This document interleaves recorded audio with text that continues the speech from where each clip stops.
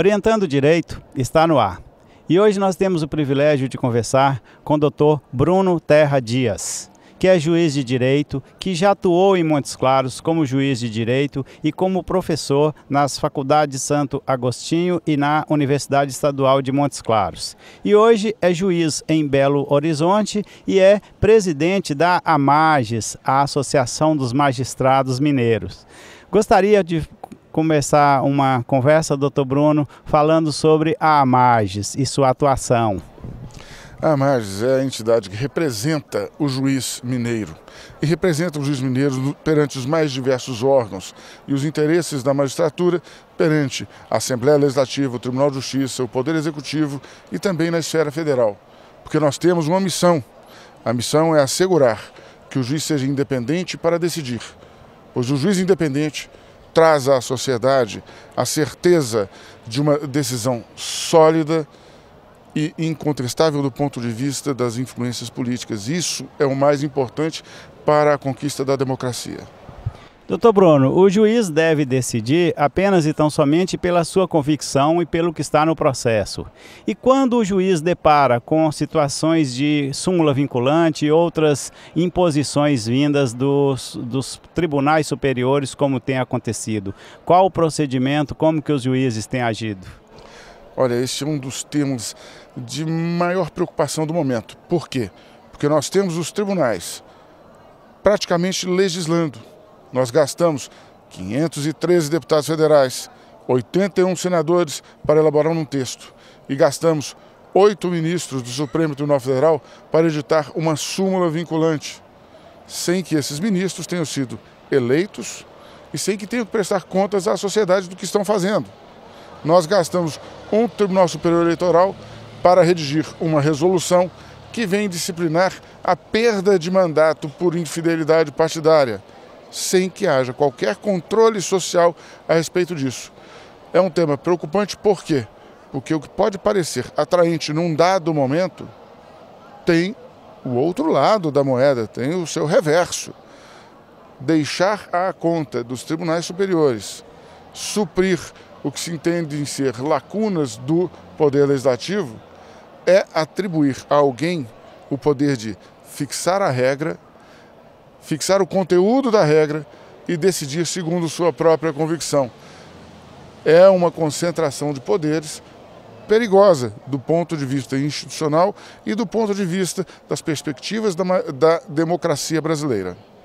Doutor Bruno, qual o tempo médio de um juiz em cada instância, vamos dizer, em cada cidade? E quando ele chega no Tribunal de Minas Gerais, normalmente fica aí uns 10, 15 anos, mas você mediria esse tempo. E eu gostaria que comparasse esse tempo de atuação de um juiz em uma vara como em Montes Claros, em uma vara como em Belo Horizonte, no Tribunal de Minas e no Superior Tribunal de Justiça, e no Supremo Tribunal Federal também.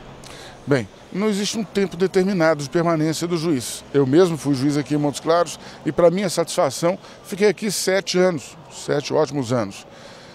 Mas, na verdade, em média, para os que chegam ao Tribunal de Justiça de Minas Gerais, nós vamos ter um percurso de 15 a 20 anos. E, em média, nós podemos dizer que um desembargador vai permanecer lá uns 15 anos mais ou menos. Há quem permaneça mais tempo, há quem permaneça menos tempo. Já nos tribunais superiores, a investidura é vitalícia a partir do instante em que toma posse.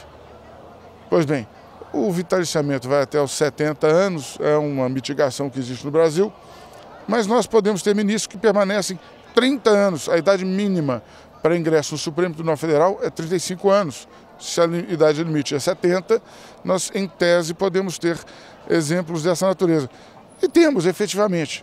Por exemplo, o ministro José Carlos Moreira Alves permaneceu 30 anos no Supremo Tribunal Federal.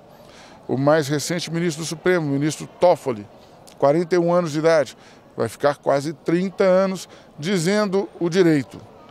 E, muito curiosamente, não é, diante dos critérios fixados constitucionalmente para a investidura, nós podemos ter ministros ligados ideologicamente a uma corrente política, o que significa que teremos uma influência ideológica nas decisões daquela corte durante o tempo de permanência desse ministro. 30 anos, 20 anos, muito tempo, sem dúvida nenhuma. No caso do ministro Moreira Alves, ele decidia as causas que efetivamente chegavam ao Supremo Tribunal Federal.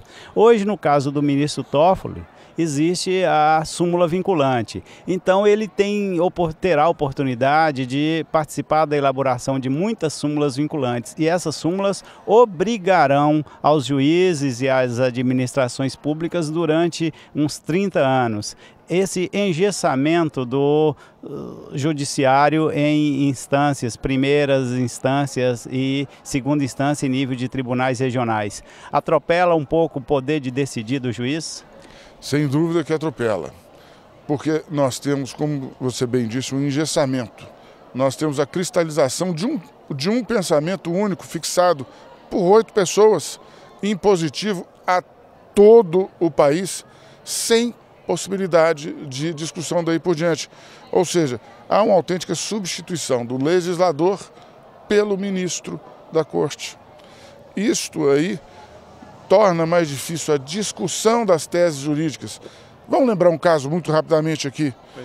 A época do presidente Fernando Collor. O plano econômico foi declarado constitucional pelo Supremo Tribunal Federal em suas primeiras decisões. E as pessoas estavam com os seus ativos financeiros, com o seu dinheiro preso.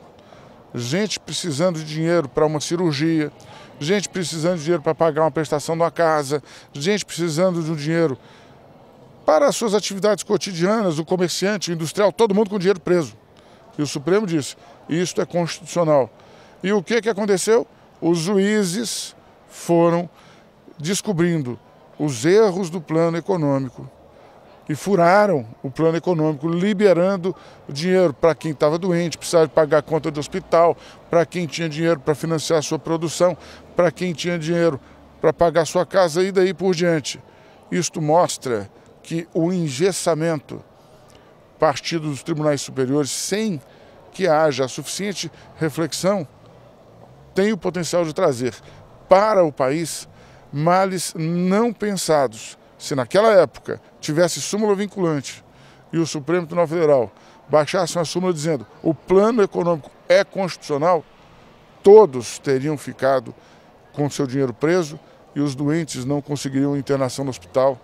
E a pessoa que juntou dinheiro de toda a sua vida para pagar uma casa ficaria sem a casa e daí por diante. Daí a importância da autonomia do juiz. Na primeira instância, o juiz na comarca, aquele que está em contato com o cidadão, aquele que sente o sofrimento do cidadão. Doutor Bruno, e no caso da súmula vinculante, caso o juiz de primeira instância, por comarca inicial, uma cidade com menos de 200 mil habitantes, que só tem um juiz, e esse juiz decide que há uma decisão a ser tomada, e ele analisa que há uma súmula, uma determinação do tribunal para proceder de forma contrária. O seu conselho é que ele deve decidir conforme sua livre convicção ou ele deveria, de fato, seguir a súmula vinculante? Aí existe uma situação que é uma encruzilhada. Até porque a recente resolução número 106 do Conselho Nacional de Justiça colocou como critério objetivo de promoção para juízes por merecimento a obediência às súmulas dos tribunais superiores. Olha a encruzilhada, ou o juiz atende sua consciência e sacrifica a carreira, ou o juiz atende a conveniência da carreira e sacrifica a sua consciência. De minha parte, o meu procedimento sempre foi o de atender a minha consciência. E é o que eu espero de todo juiz, porque aí está revelada a sua autonomia, no instante em que ele é capaz de dizer: o tribunal, para este caso, está errado, e o correto, o justo, o direito, não é a solução preconizada numa súmula, é a solução preconizada pela justiça do caso concreto, por todas as suas peculiaridades que não foram pensadas no instante da edição daquela súmula.